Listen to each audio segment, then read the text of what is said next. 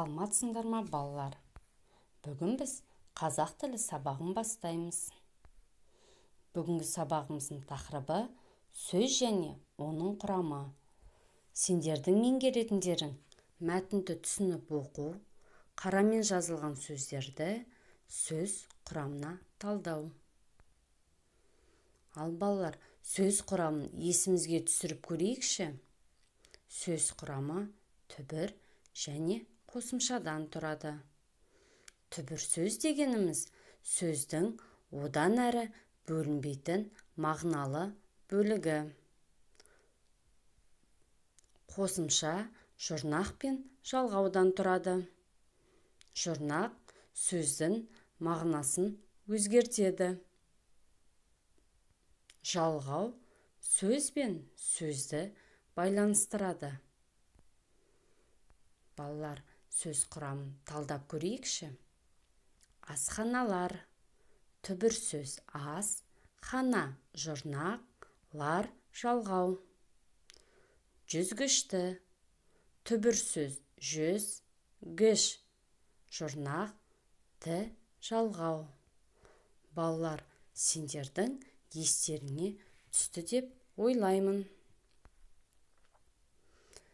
105-ші беттегі 26-ші жаттығуға назар аударайық. Мәтінді түсініп оқы. Ел таңба мен ту туралы аңыз. Сонау ерте заманда бүгінгі қазақ елінің төрінде ай мүйізді, аққу қанатты қос пырақ өмір сүріпті. Сол қос пырақты мінген ерлер дүниені шарлапты.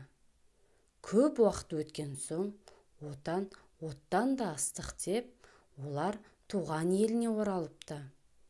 Сонда қос пырақтың алдынан қалқыған қыран шығып, не көрдіңдер, не түйдіңдер депті. Көргенімізді айтсақ, көп сөз, түйгенімізді айтсақ, әркімнің өз жері жұмақ екен депті. Туған жер тұғырың, туған ел қыдырың деп қостапты қыран. Шаңырағымызды өз еліміздің төріне тігуге бел байладық, дейді қос пырақ. Онда алдарынан жарылқасын, шаңырағымыз биік болсын, дейді қыран. Сонда қос пырақ тұрып, тауып айттың қыран, ынтымақ түбі игілік дейді. Сол игіліктің арқасында Қазақстан атты елдің мәңгілік рәмізіне айналсақ, біз үшін бақыт емес пе? Онда бақытымыз баянды болсын. Міне, қысқаша түйіп айтсақ, еліміздің ел таңбасы мен туы осылайша пайда болыпты. Ал балалар, осы мәтіннен қандай ой түйдіңдер? Жарайсыңдар. Мәтіндегі нақыл сөздерді есімізге түсірейікші.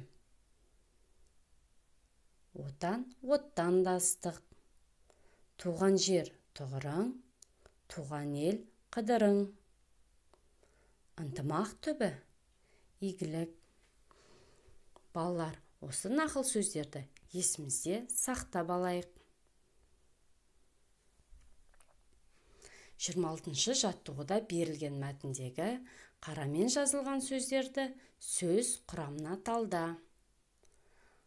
Қандай сөздер қарамен жазылған еді? Я, дұрыс айтасыңдар. Заманда, ерлер, игіліктің, мәңгілік. Заманда сөзін сөз құрамына талдап көрейікші. Түбір заман, да жалғау. Ал балалар, қалған сөздерді сөз құрамына талдап көріңдер. Жарайсыңдар. Сендер дұрыс талдадыңдар деп сенемін. Дәптермен жұмыс.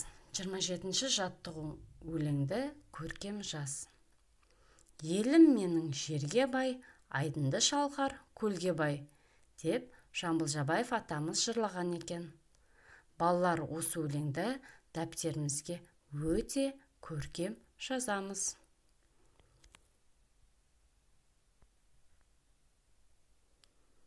Ал балалар, уақытымызды тиімді пайдалану мақсатында біз сендермен саябаққа серуендеу ойынын ойнаймыз.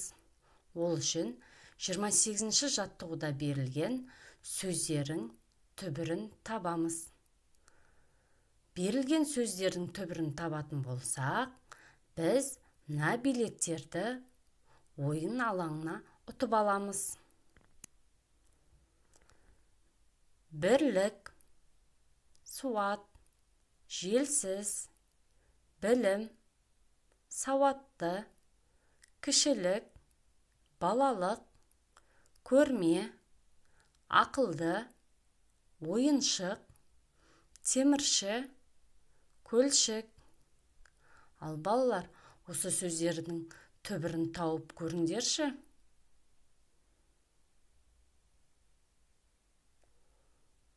Сендер дұрыс тапты деп ойлаймын. Бұл сөздерді менің тапқан түбір сөзімен салыстырып көріңдер. Бірлік, түбір сөз бір. Суат, түбір сөз су. Желсіз, түбір сөз жел. Білім, түбір сөз біл. Сауатты, түбір сөз сауат. Кішілік, түбір сөз кіші. Балалық, түбір сөз бала. Көрме, түбір сөз көр. Ақылды, түбір сөз ақыл. Ойыншық, түбір сөз ойын. Темірші, түбір сөз темір. Көлшік, түбір сөз көл. Балалар, сендердің де жауаптарың дұрыс болды деп ойлаймын. Ал балалар, сабаққа белсене атсалысқандарыңа рахмет. Сабақ аяқталды. Сау болыңдар.